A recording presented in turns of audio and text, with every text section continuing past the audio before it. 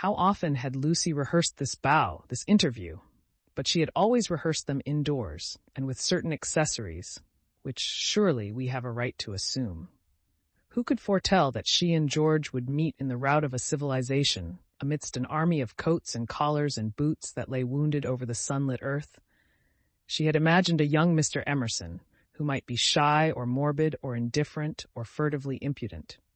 She was prepared for all of these, but she had never imagined one who would be happy and greet her with the shout of the morning star.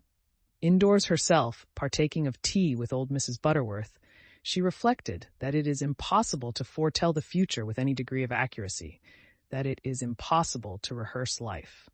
A fault in the scenery, a face in the audience, an eruption of the audience onto the stage, and all our carefully planned gestures mean nothing or mean too much. I will bow, she had thought. I will not shake hands with him. That will be just the proper thing. She had bowed, but to whom? To gods, to heroes, to the nonsense of schoolgirls. She had bowed across the rubbish that cumbers the world. So ran her thoughts, while her faculties were busy with Cecil. It was another of those dreadful engagement calls. Mrs. Butterworth had wanted to see him, and he did not want to be seen. He did not want to hear about hydrangeas, why they changed their color at the seaside. He did not want to join the COS. When cross, he was always elaborate and made long, clever answers where yes or no would have done. Lucy soothed him and tinkered at the conversation in a way that promised well for their married peace. No one is perfect, and surely it is wiser to discover the imperfections before wedlock. Miss Bartlett, indeed, though not in word, had taught the girl that this our life contains nothing satisfactory. Lucy, though she disliked the teacher, regarded the teaching as profound and applied it to her lover. Lucy, said her mother when they got home, is anything the matter with Cecil? The question was ominous. Up till now, Mrs. Honeychurch had behaved with charity and restraint. No, I don't think so, Mother. Cecil's all right. Perhaps he's tired, Lucy compromised. Perhaps Cecil was a little tired. Because otherwise... She pulled out her bonnet pins with gathering displeasure. Because otherwise, I cannot account for him. I do think Mrs. Butterworth is rather tiresome, if you mean that. Cecil has told you to think so. You were devoted to her as a little girl, and nothing will describe her goodness to you through the typhoid fever. No, it is just the same thing everywhere. Let me just put your bonnet away, may I? Surely he could answer her civilly for 1/2 hour? Cecil has a very high standard for people, faltered Lucy, seeing trouble ahead. It's part of his ideals. It is really that makes him sometimes seem... Oh, rubbish. If high ideals make a young man rude, the sooner he gets rid of them, the better, said Mrs. Honeychurch, handing her the bonnet. Now, Mother, I've seen you cross with Mrs. Butterworth yourself. Not in that way. At times I could wring her neck, but not in that way. No, it is the same with Cecil all over. By the by, I never told you. I had a letter from Charlotte while I was away in London. This attempt to divert the conversation was too puerile, and Mrs. Honeychurch resented it. Since Cecil came back from London, nothing appears to please him. Whenever I speak, he winces. I see him, Lucy. It is useless to contradict me. No doubt I am neither artistic, nor literary, nor intellectual, nor musical, but I cannot help the drawing-room furniture. Your father bought it, and we must put up with it. Will Cecil kindly remember? I see what you mean, and certainly Cecil oughtn't to.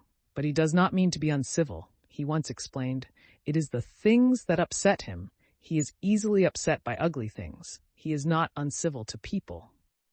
Is it a thing or a person when Freddie sings? You can't expect a really musical person to enjoy comic songs as we do.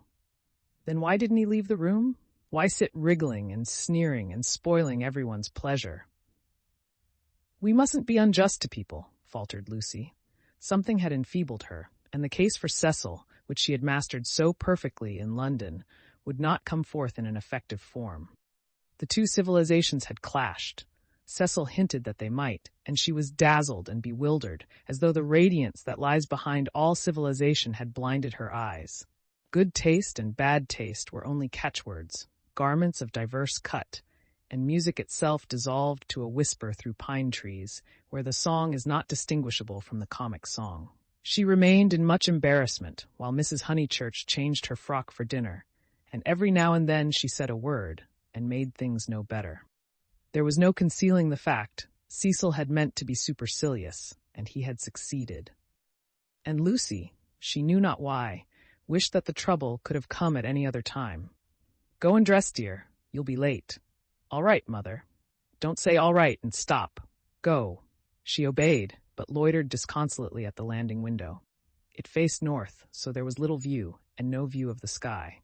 Now, as in the winter, the pine trees hung close to her eyes. One connected the landing window with depression. No definite problem menaced her, but she sighed to herself, "Oh dear, what shall I do? What shall I do?" Seemed to her that everyone else was behaving very badly, and she ought not to have mentioned Miss Bartlett's letter. She must be more careful. Her mother was rather inquisitive, and might have asked what it was about. Oh dear, what should she do? And then Freddie came bounding upstairs, and joined the ranks of the ill-behaved. "I say, those are topping people. My dear baby, how tiresome you've been. You have no business to take them bathing in the sacred lake. It's much too public. It was all right for you, but most awkward for everyone else. Do be more careful. You forget the place is growing half suburban. I say, is anything on tomorrow week? Not that I know of. Then I want to ask the Emersons up to Sunday tennis. Oh, I wouldn't do that, Freddie. I wouldn't do that with all this muddle. What's wrong with the court? They won't mind a bump or two, and I've ordered new balls. I meant, it's better not. I really mean it." He seized her by the elbows and humorously danced her up and down the passage. She pretended not to mind, but she could have screamed with temper. Cecil glanced at them as he proceeded to his toilet, and they impeded Mary with her brood of hot water cans. Then Mrs. Honeychurch opened her door and said, "Lucy, what a noise you're making. I have something to say to you. Did you say you had had a letter from Charlotte?" And Freddie ran away. "Yes. I really can't stop. I must dress too. How's Charlotte?" "Lucy," the unfortunate girl returned. "You've a bad habit of hurrying away in the middle of one's sentences. Did Charlotte mention her boiler? Her what?" "Don't you remember that her boiler was to be had out in October, and her bath cistern cleaned out, and all kinds of terrible to-doings?" "I can't remember all Charlotte's worries," said Lucy bitterly. "I shall have enough of my own, now that you are not pleased with Cecil." Mrs. Honeychurch might have flamed out. She did not. She said, "Come here, old lady. Thank you for putting away my bonnet. Kiss me." And, though nothing is perfect, Lucy felt for the moment that her mother and Windy Corner and the Weald in the declining sun were perfect. So the grittiness went out of life. It generally did at Windy Corner. At the last minute, when the social machine was clogged hopelessly, one member or other of the family poured in a drop of oil. Cecil despised their methods, perhaps rightly. At all events, they were not his own. Dinner was at 7:30. Freddie gabbled the grace, and they drew up their heavy chairs and fell to.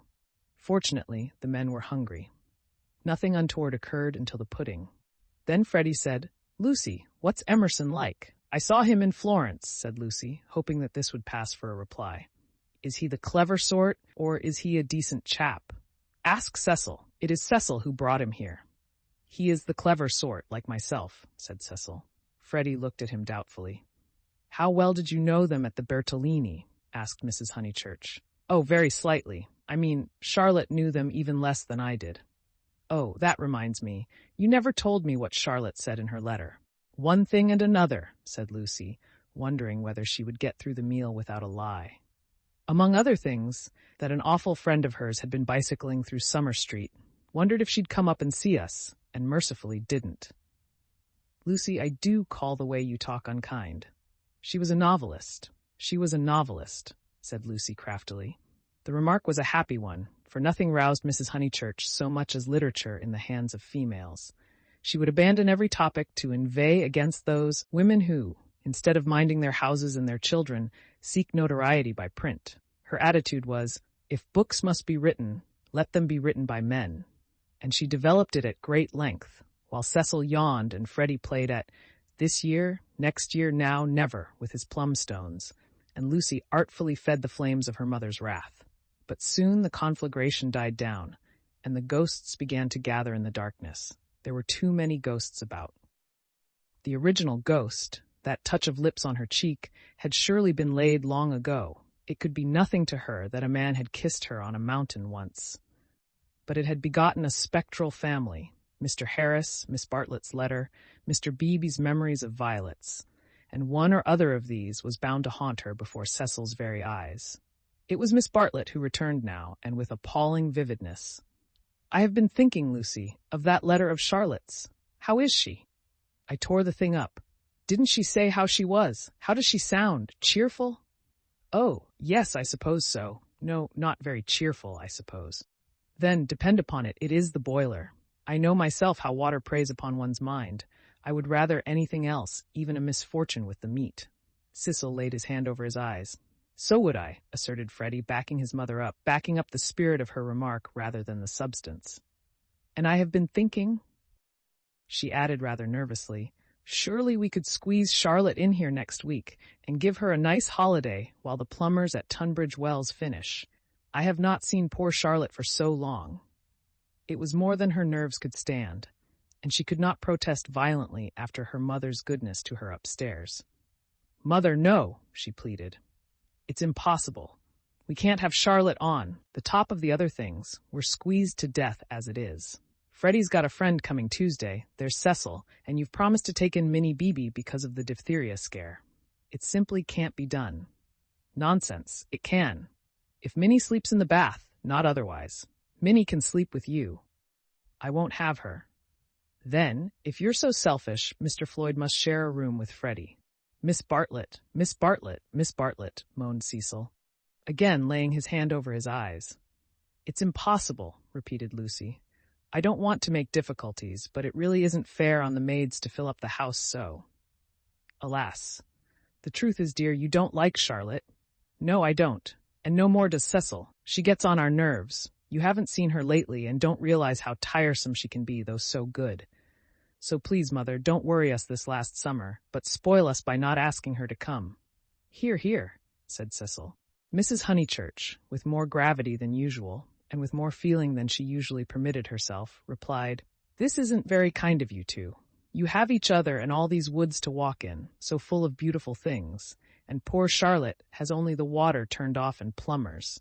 You are young, dears, and however clever young people are, and however many books they read, they will never guess what it feels like to grow old." Cecil crumbled his bread. "I must say Cousin Charlotte was very kind to me that year I called on my bike," put in Freddie. "She thanked me for coming till I felt like such a fool and fussed round no end to get an egg boiled for my tea just right. I know, dear. She is kind to everyone, and yet Lucy makes this difficulty when we try to give her some little return." But Lucy hardened her heart. It was no good being kind to Miss Bartlett. She had tried herself too often and too recently. One might lay up treasure in heaven by the attempt, but one enriched neither Miss Bartlett nor anyone else upon earth. She was reduced to saying, "I can't help it, Mother. I don't like Charlotte. I admit it's horrid of me." From your own account, you told her as much. Well, she would leave Florence so stupidly, she flurried. The ghosts were returning. They filled Italy. They were even usurping the places she had known as a child. The sacred lake would never be the same again, and on Sunday week, something would even happen to Windy Corner. How would she fight against ghosts? For a moment, the visible world faded away, and memories and emotions alone seemed real. "I suppose Miss Bartlett must come, since she boils eggs so well," said Cecil, who was in rather a happier frame of mind, thanks to the admirable cooking. "I didn't mean the egg was well boiled," corrected Freddie, "because in point of fact she forgot to take it off, and as a matter of fact, I don't care for eggs. I only meant how jolly kind she seemed." Cecil frowned again. Oh, these Honeychurches. Eggs, boilers, hydrangeas, maids, of such were their lives compact. "May me and Lucy get down from our chairs?" he asked, with scarcely veiled insolence. "We don't want no dessert."